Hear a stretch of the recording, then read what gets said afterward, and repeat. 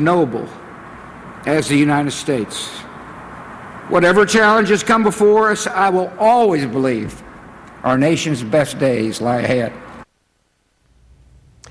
President George W. Bush getting emotional this week at the dedication of his presidential library in Texas. And we're back now with the panel. Well, Bush 43 left office to low approval ratings and general criticism from presidential historians. If you believe the polls, Britt, and we've got one of them that we're going to put up on the screen, his standing has dramatically improved in the last 4+ years. Your view, forget the polls. How do you think the Bush presidency looks from this vantage point? Well, I think in many ways it looks better than it did. The financial crisis is largely over. A recovery of sorts is underway. People may now judge that the steps he took, which were so hugely controversial at the time, were necessary and proper. We now know, in light of what happened in Boston, that the lack of a terrorist attack on us is not automatic. They recognize, perhaps, people that he succeeded in preventing a further successful terrorist attack on the homeland. And finally, there is the contrast between his, I think, quite seemly behavior since he's been out of office, his dignified silence in the face of constant efforts to blame him for everything that has gone wrong. I think that's helped. And there's a natural mellowing of public sentiment toward a president who's been out of the public eye over time, but I think his results are looking better in people's eyes. Amy, President Obama at the event spoke very graciously about his predecessor, but the fact is that for much of his time in office, right, President Obama has attacked and blamed President Bush for the economy, for his, quote, mismanagement of 2 wars. Does Bush 43 continue to be a good piñata for Democrats in the way that Jimmy Carter has been for so long for Republicans? The irony, of course, is he continues to be a piñata for Republicans. Remember, it was the Bush presidency in many ways that brought the rise of the Tea Party. There were many Republicans, right, who came in and said, look, we've lost our way. We lost our way on fiscal issues, and we are not going to be part of that establishment anymore. And the Bush name equals establishment now. Look, Barack Obama is president today, not because of the campaign that McCain ran, but because he ran against George W. Bush. That was pretty clear.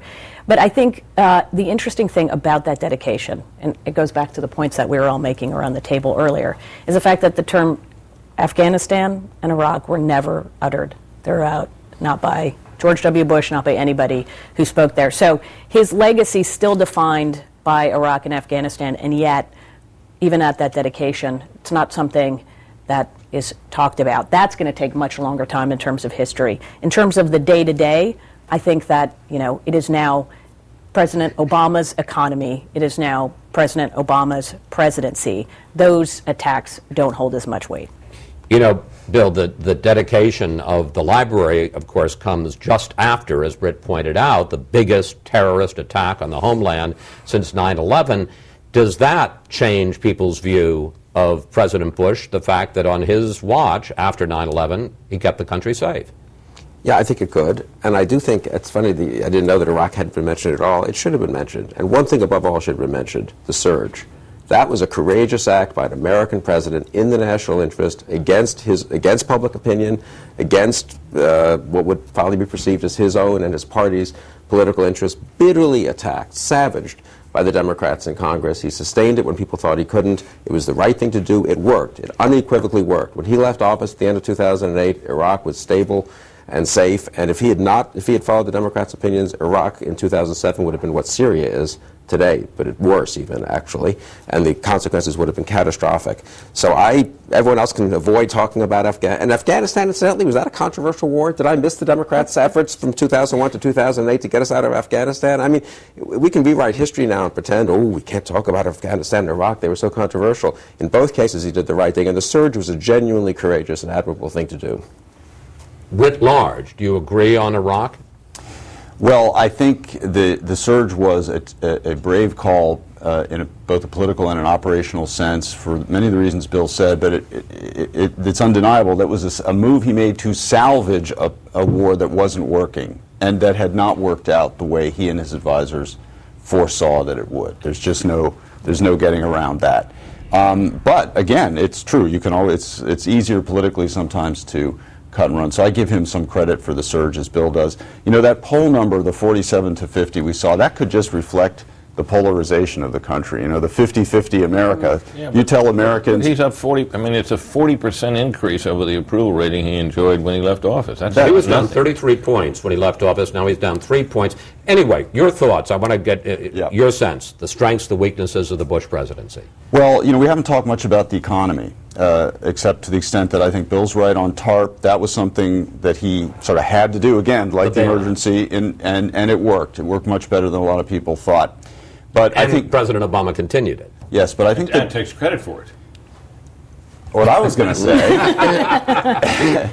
is that the tax cuts, particularly the second round, you look at them in hindsight, we might have been able to do without them, particularly the way the deficit developed later on. I think there's been some exaggeration in terms of Bush's fault on the deficit, but I don't think those big cuts to capital gains look so great. I want to talk about one other thing, because there's been a lot of talk about Jeb Bush, the president's brother, 41 son, former Florida governor, running for president in 2016. There was some opposition to that surrounding the ceremony from an unlikely source. Take a look. He's by far the best qualified man, but no, I really don't. I think it's a great country. There are a lot of great families, and it's not just for families or whatever. There are other people out there that are very qualified, and we've had enough Bushes. Britt, you know the Bushes well, particularly that generation, 41 and Barbara Bush. Closer to my own, you mean? I didn't say that, but you covered them. Anyway, what do you make of her comment? This is absolutely what I would have expected from Barbara Bush. She suffered terribly when the slings and arrows were being aimed at first at her husband, then at her son, and then to whatever extent it was to her other son. And I think she's fed up and long had enough of her men being on the firing line. But I think in terms of the public's estimation that cycles are accelerated these days, and the country may now indeed be ready for another Bush. And if you think about Jeb Bush, he doesn't particularly look like either his father or his brother. He's a different breed of cat, outwardly at least. He has some of the same qualities, sort of traditional views and gentlemanliness and so on. I think if he decides that he wants to run, he will be a formidable candidate. Let me just ask you, Amy, as our source from the Cook Political Report. One, do you think that the Bush last name, which was seen as, an impossible barrier for Jeb Bush, for instance, in 2012, do you think that that has diminished? Do you think that he would be able not only to win a nomination, but also the general election, and do you think he'll run? I think his last name isn't as problematic as the fact that it's his last name plus the last name of his likely opponent, which is Clinton. It's not just that it's a Bush running, it would be a Bush versus a Clinton. That we get into the, oh my gosh, are we really going back there? Do I think he's going to run? At the end of the day, I don't know that he's going to actually do this. But I think if you put his name on paper, all of his attributes, didn't put a last name to it, both sides would say that's the perfect candidate for a Republican nominee. All right. Thank you, panel. See you next week. And